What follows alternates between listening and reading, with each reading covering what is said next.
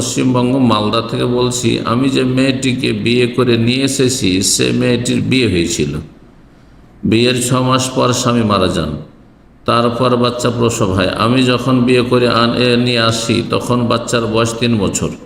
বাচ্চার জন্ম সার্টিফিকেটে বাচ্চার জন্মদাতার নাম রয়েছে, সেই বাবার নাম পরিবর্তন করে সমস্ত ডকুমেন্টস আমার নামে করা যাবে কি না যাবে না? এটি হারাম।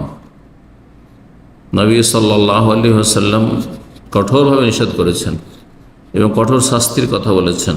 শরীয়ত কি অনুমতি দেয় না? মোটে অনুমতি দেয় না, হারাম কাবিরা গুনাহ।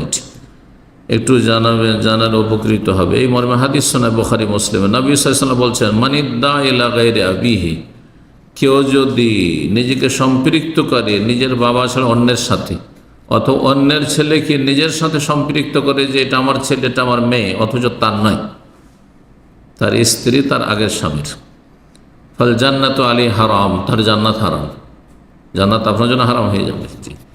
নিজের বাবার পরিচয় দিতে হবে, নিজের মায়ের পরিচয় দিতে হবে, নিজের বংশের পরিচয়, আমি অমুক বংশের। আল্লাহ হিদায়াত দান, এসব কাজ করবেন না। সত্যে দুনিয়া আখেরাতে মুক্তি রয়েছে, নাজাত রয়েছে, আর মিথ্যায় সর্বনাশ রয়েছে দুনিয়া আখেরাতে।